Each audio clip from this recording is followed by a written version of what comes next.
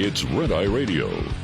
Gary McNamara and Eric Harley talk about everything from politics to social issues and news of the day. Whether you're up late or you're just starting your day, welcome to the show. From the Uniden America Studios, this is Red Eye Radio. All across America we are.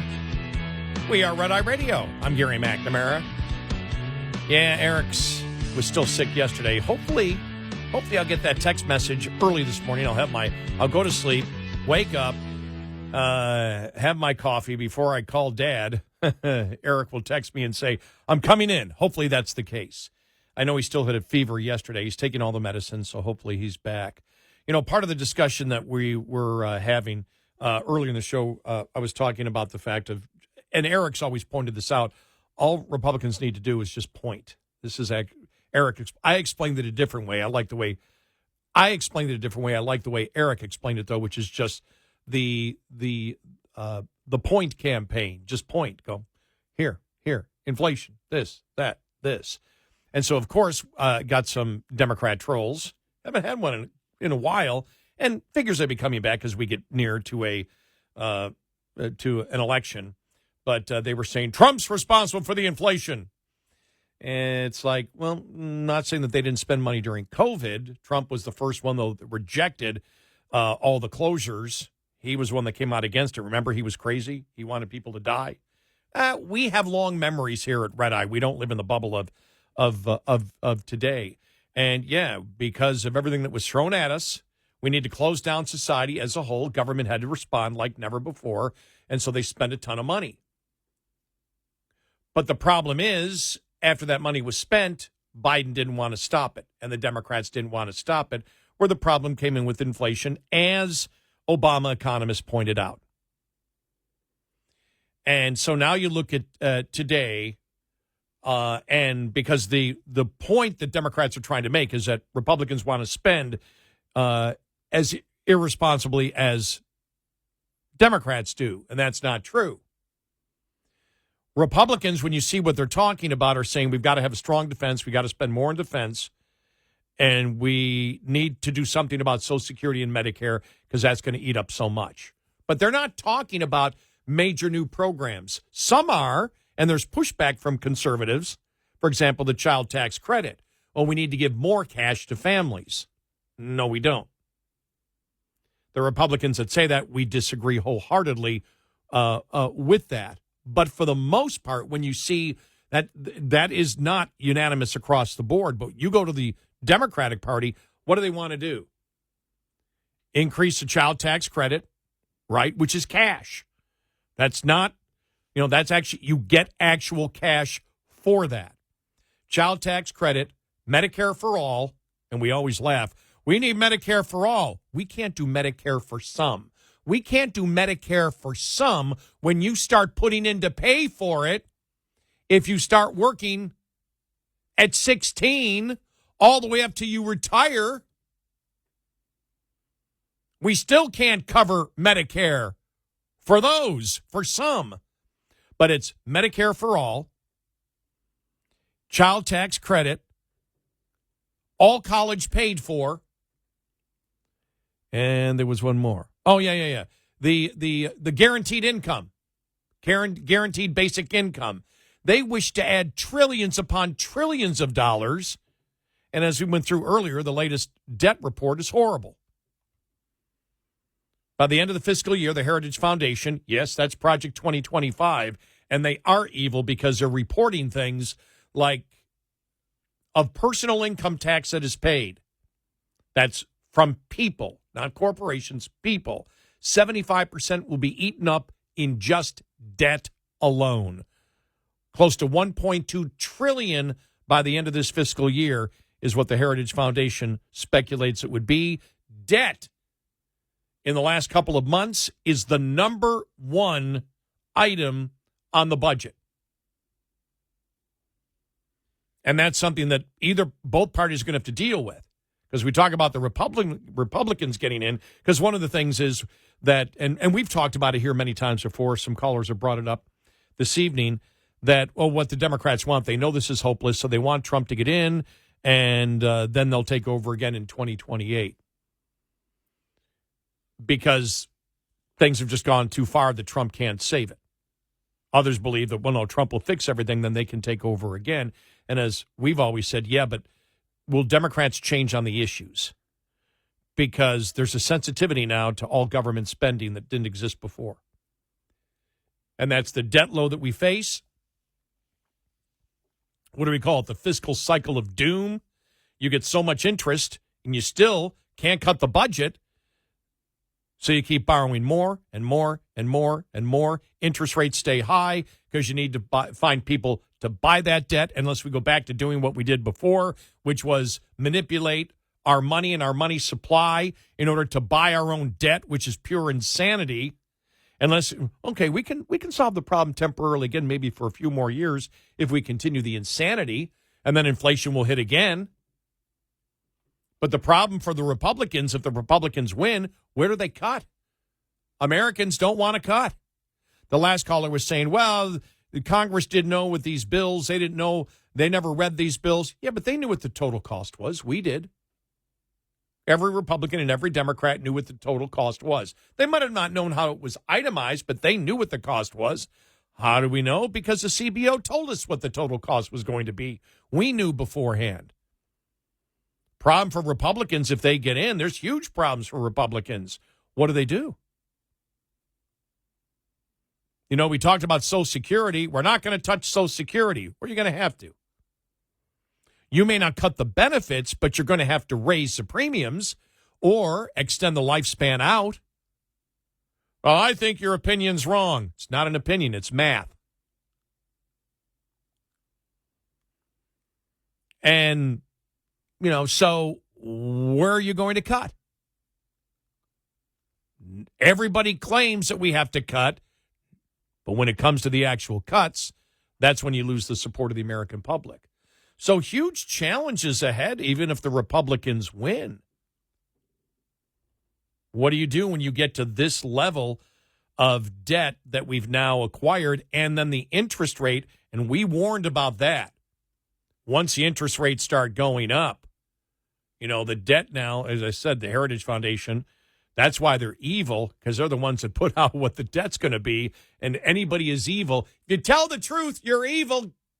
Get away. Now, it's a projection, maybe lower, maybe higher, but that's their projection. We know it's going to be somewhere between probably $950 billion and $1.2 trillion is where the interest on the debt will be. And as we explained it before, it's like this. If you're making $40,000, you're spending $60,000 this year. And you're going to continue doing that into the future. You're never going to match what you make with your expenses. That's not even projected out for the next 10, 20 years. That's not going to happen. So you're going to continue doing that. And out of that $20,000 more that you're spending than you're making, $12,000 of it is interest alone on the debt that you've acquired, which is $360,000 worth of credit card debt if you make $40,000 a year that you can't file bankruptcy on, and expenses, entitlements and more, of $1 to $2 million over the next 10 years. That's the situation that we're in with the budget. I don't know who can solve it. I don't know what you do, because you need to get the public on board, and I don't know how you get the public on board for that. They say they want to cut, but do they? Don't know. But when it comes to the Democrats, like I said, they want to keep adding on. Medicare for all.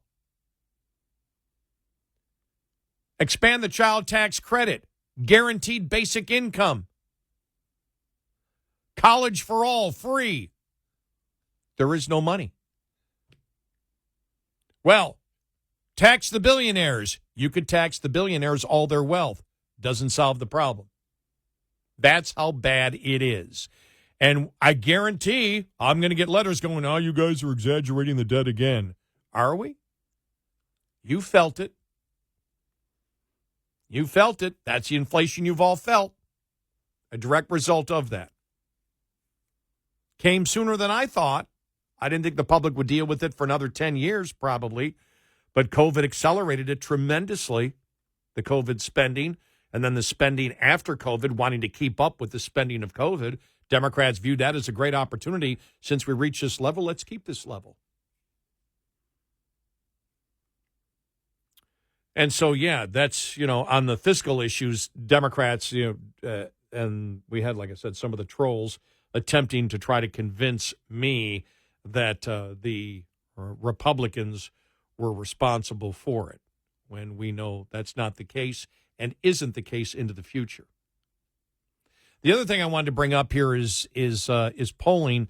This from Douglas Schoen, the Democratic pollster, and we had talked about Douglas Schoen. He had talked about the fact that if Biden wanted to win this a couple of months ago, he had to be more MAGA. It was just amazing. And actually talked about the fact that Democrats need to talk about building a wall. You don't hear that talk with Harris, but we'll see. But he writes, our new polling conducting by our firm immediately after the Republican National Convention reveals a considerable boost in support for both Donald Trump and the entire Republican ticket. Indeed, the poll shows Donald Trump has widened his lead over Biden from 5 points in the pre-convention polling conducted by CBS News to an 8-point lead in our post-convention poll. Now, he wrote this after Kamala Harris, after Biden dropped out. Moreover, in an expanded horse race featuring Robert F. Kennedy Jr., Trump held a 9-point lead over Biden, 45 to 36%, with less than 1 in 10 likely voters supporting the independent candidate.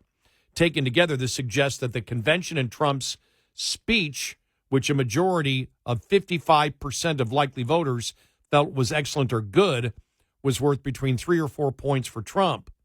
With that in mind, while Biden's withdrawal may shake up the race, Trump's lead in other metrics suggest it will still be an uphill battle climb for whoever the eventual Democratic nominee is. In that same vein, the numbers suggest that Republicans are well positioned to sweep still, winning the White House, flipping the Senate, as well as holding on to the House. Republicans are ahead in both the generic House and Senate ballot test, and a strong majority, 61% of likely voters, say that the Republican Party as a whole is addressing the issues that they care about. While national data can't perfectly be extrapolated to states and House districts, Republicans clearly got to bounce through the ticket due to a well-executed high-energy convention. Importantly, and it's only July, therefore this polling boost could prove temporary, as it historically does post-convention. Yet, our polls suggest that it is growing more difficult by the day for the eventual Democratic nominee and down-ballot Democrats to win. However, the poll also shows the challenges Democrats will face, even regardless of who replaces Biden at the ticket, particularly if it is Vice President Kamala Harris, as it is now expected. So that's from Douglas Schoen. Oh, among likely voters, Trump's personal favorability, 49%, is 7 points ahead of Vice President Kamala Harris. Despite J.D. Vance's limited name recognition prior to the convention, his net favorability, +5, is 16 points higher than Harris. And remarkably, for a first-term senator, likely voters believe Vance is slightly more qualified than Harris to be vice president, 44 to 42. While it no longer appears that Harris will be running as vice president, these results do point to a successful job the GOP did marketing Vance during their convention. So there you go. So that he's a Democrat pollster and consultant. So that's the point he's trying to make. Even if the polls vary a little bit here, still the basics of this race are still there, whether it's Harris or Biden. And that's what the public is actually looking at. 866-90 Red Eye. This morning's USDA Farm Report is brought to you by Howes Products. Tested, trusted, guaranteed since 1920. Wildfire activity has picked up in parts of the West over the past week. We have seen our U.S. wildfire acreage explode to about 3.5 million acres by the middle part of July. That puts us ahead of our mid-July average of 3.1 million acres. So this is really the first time this year we've seen our U.S. wildfire acreage exceed the 10-year average. USDA meteorologist Brad Rippey says as of Tuesday, more than 6 wildfires were reported nationwide, with most in the western U.S. We're actually looking at significant air quality degradations becoming a bigger concern, primarily in the Northwest, where we have some of our biggest wildfires. With the 4 largest active wildfires reported in the state of Oregon. Rippey adds a strong ridge of high pressure over the West and High Plains regions is recirculating smoke. Long-term relief is not expected from regional wildfires until the change in weather in the fall. I'm Rod Bain reporting for the U.S. Department of Agriculture in Washington, D.C. This report brought to you by Cenex Fuels and Lubes. We'll be right back with more Red Eye Radio with Eric Harley and Gary McNamara.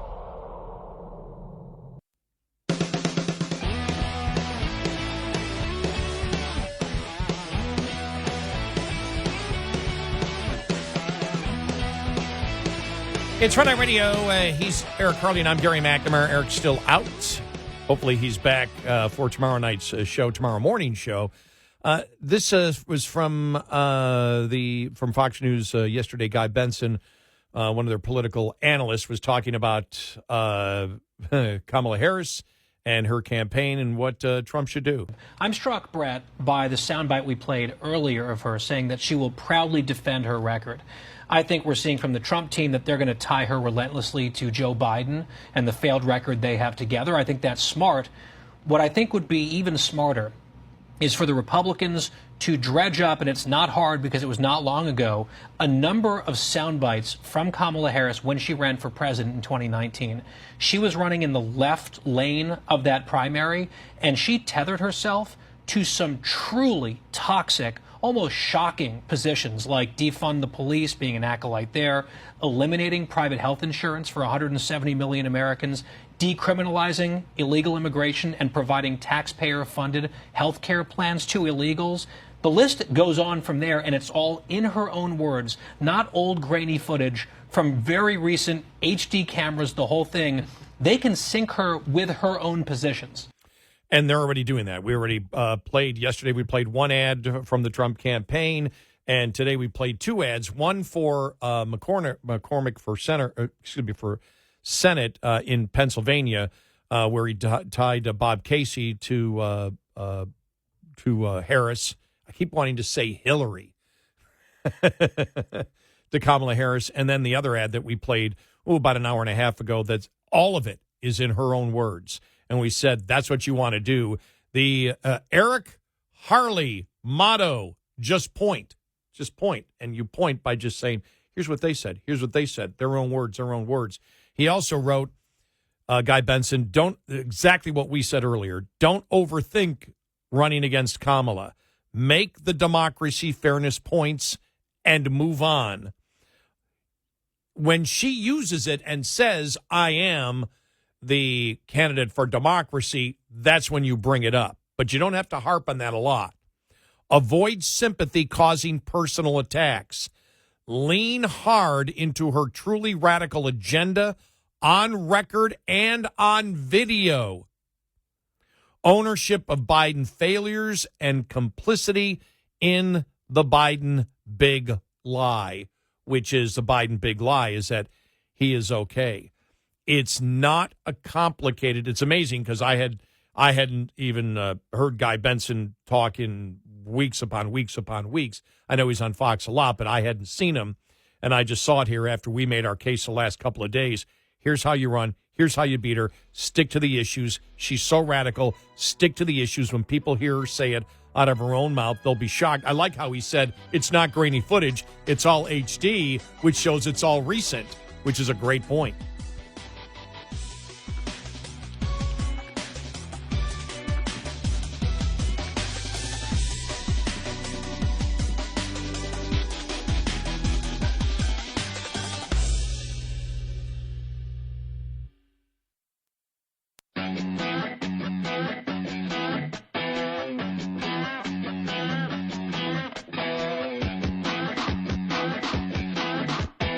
You're listening to Red Eye Radio from the Uniden America Studios. And I'm Gary McNamara. He's Eric Harley. Eric still has COVID. We hope to see him tomorrow. We hope. He still was running a fever yesterday, so we hope. It was interesting because I got a couple of messages, and the Democrat trolls are starting to come out. I haven't heard from them in, 4 years maybe? All of a sudden they're coming out. Well, you're just a tool of the Trump campaign. Trump never does anything wrong. And that's how, they don't listen to the show, because anyone who knows us knows if somebody disagrees with us, we don't care who it is, we go after them. But and I think it was after I played the two ads that Republicans are running.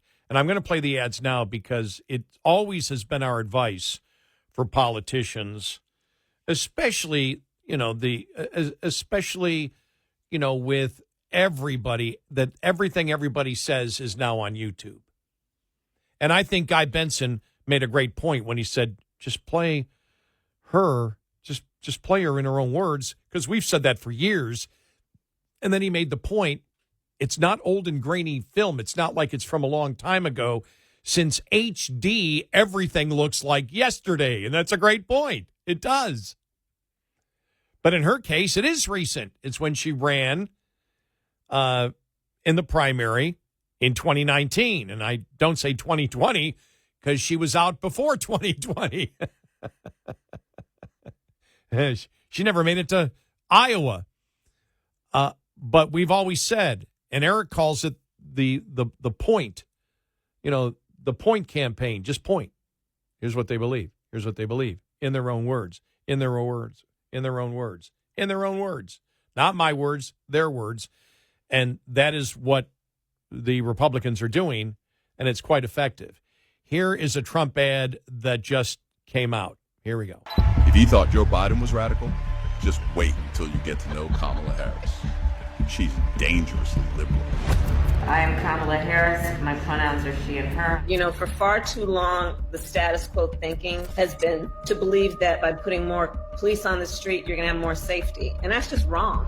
You're confident this border's secure? We have a secure border. We're not going to treat people who are undocumented across the border as criminals. That's correct. People who are convicted in prison, like the Boston Marathon bomber, on death row, they should be able to vote? I think we should have that conversation. Abolish ICE. Yeah. Is that a position that you agree with?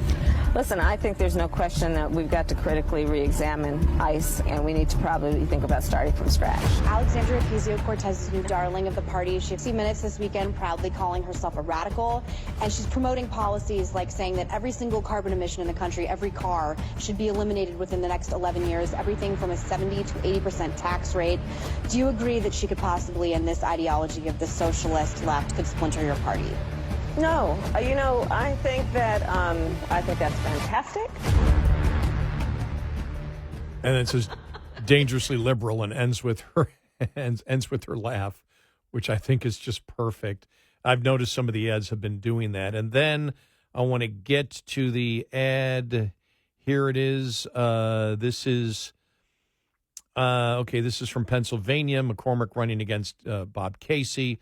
And this is McCormick's ad tying the Democrat Casey to Kamala Harris. Kamala Harris is inspiring and very capable. The more people get to know her, they're going to be particularly impressed by her ability. The nonpartisan GovTrack has rated you as the most liberal senator. I am prepared to get rid of the filibuster to pass a Green New Deal. There's no question I'm in favor of banning fracking. Would you ban offshore drilling? Yes. What is the solution for voters in the fossil fuel industry? Giving the workers an ability to transition. We're not going to treat people who are undocumented across the border as criminals. That's correct. Raise your hand if you think it should be a civil offense rather than a crime to cross a border without documentation. Abolish ICE. Yeah. Is that a position you agree with? And we need to probably think about starting from scratch. Outdated, it is wrong-headed thinking to think that the only way you're going to get communities to be safe is to put more police officers on the street. Would you support changing the dietary guidelines? Yes. The food pyramid. What people Yes. to reduce red meat specifically. Yes. People who are convicted in prison, like the Boston Marathon bomber, on death row, people who are convicted of sexual assault, they should be able to vote. I think we should have that conversation. We have to have a buyback program, and I support a mandatory buyback program. So for people out there who like their insurance, well, they don't get to keep it. Let's eliminate all of that. Let's move on. I am opposed to any policy that would deny any human being public health, period. The more people get to know her, they're going to be particularly impressed by her ability.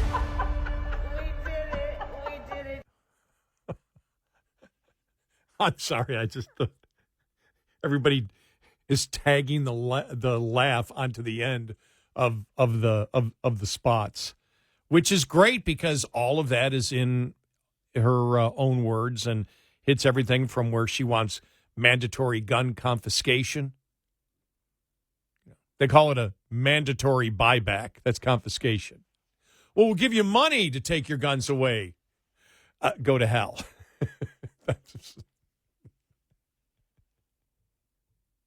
So you're going to be okay. You have money, and I'll protect myself with that $20 bill. But that's all you have to do. It's easy, and everyone knows that what you've seen over the last couple of days is just more BS. You know, let me see if I can find it here. In case you didn't hear it from the beginning of the show, and this is Van Jones, number one. As I started the show saying, my God, they're making her sound like some kind of female deity. A week ago, it was like, get rid of her. She's a drag on Joe Biden. And now it's like, she's the second coming. Here we go. Free at last, free at last. Kamala Harris is unleashed. She's just brilliant. She's just, the energy that's coming off of her is the energy that's coming off of the American people. Look, I mean, this is 2008 vibes already. She's done in literally 48 hours things that were considered impossible. She got the nomination. She took over cultural. She's a cultural phenomenon now. TikTok loves her. She raised more money than anybody. She signed up 50,000 people. You can do your whole career and not get 50,000 volunteers. She did it in 48 hours. You are witnessing the birth of a cultural phenomenon, and you need a cultural phenomenon to stop a cultural phenomenon. Donald Trump is a cultural phenomenon. So now you've got two superpowers colliding, but this one just came out of nowhere. Listen, a week ago, 2 weeks ago, people were like, Kamala Harris, I don't know, she can't win, I don't like her, blah, blah, blah. All those people are marching in line and getting in formation. It's unbelievable to watch. Free at last. Based on what? Based on what? Based on what? I would ask him. Based on what? She was able to get the nomination in less than 24 hours? Well, yeah, because they scrapped the nomination process. They scrapped the primary. They said the voter doesn't matter in the Democratic Party. You know something? Totalitarianism and authoritarianism moves very quickly.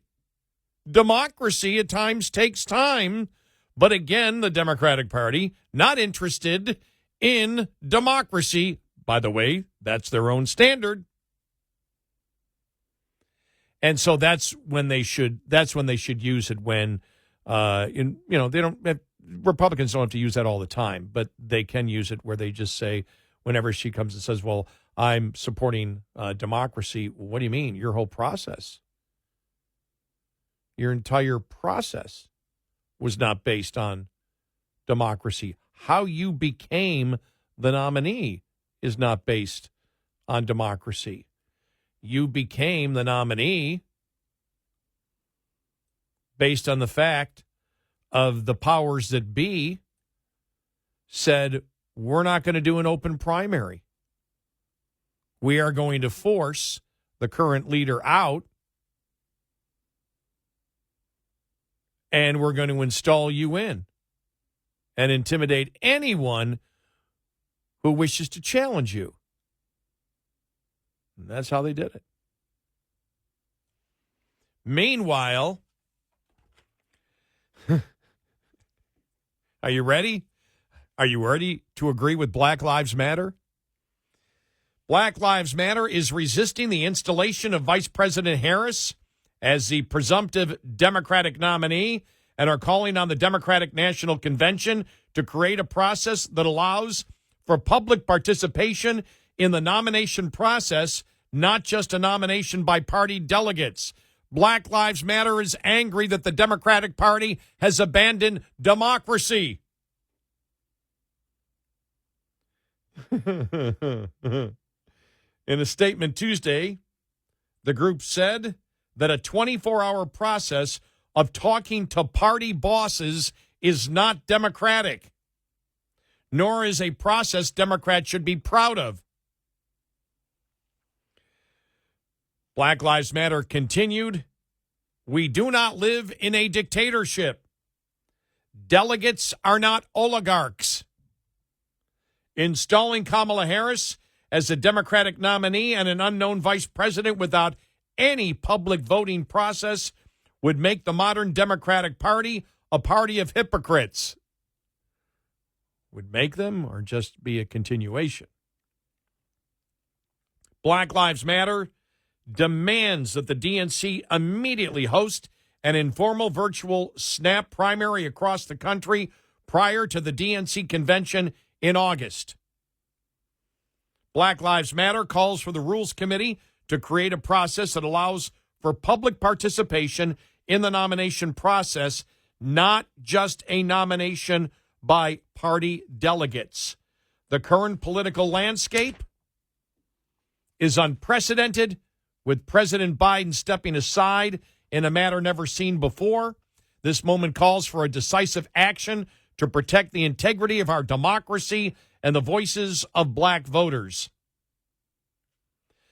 Democratic Party elites and billionaire donors are attempting to manipulate black voters by anointing Kamala Harris and an unknown vice president as a new Democratic ticket without a primary vote by the public. This blatant disregard for democratic principles is unacceptable. Well, I don't know. I mean, the party of democracy wants to nominate a candidate the way that the Politburo did in the former Soviet Union. I don't hear rank and file Democrats upset about it. There may be some organizations. I haven't seen it. I haven't seen one of my Democratic acquaintances that have been vocal in the past come out and say this is unacceptable. We need to have a primary. Not one. I believe most Democrats are okay with winning, even if democracy is thrown overboard. They don't care. They just want power. Tell me where I'm wrong. 866-90-RED-EYE. Coming up, more with Gary McNamara and Eric Harley. It's Red Eye Radio.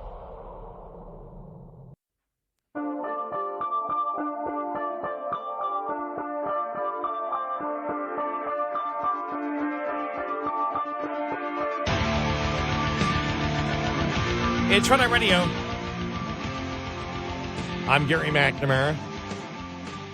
Yeah, I hope Eric is back tomorrow. He's missing some good stuff. When we texted each other yesterday, I told him, I said, "You know what you're missing?" He said, "I know. I know."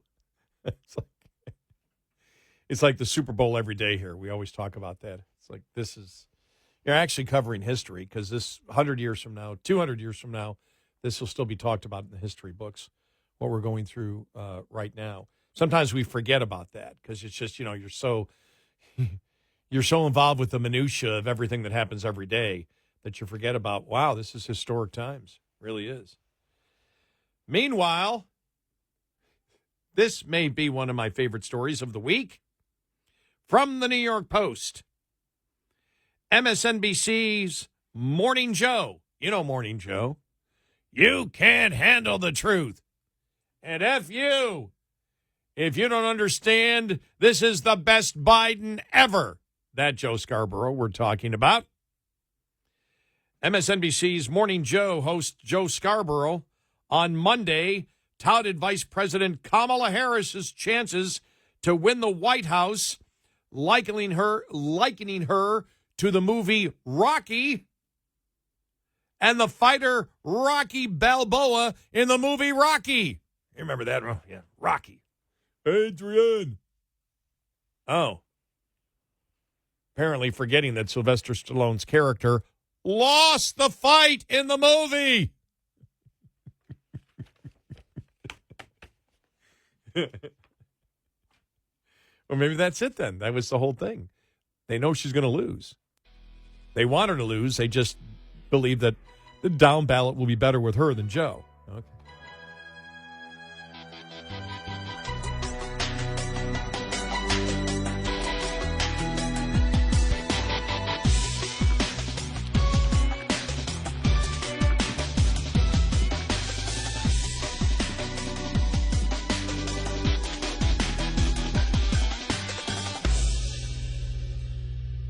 This is Red Eye Radio on Westwood One.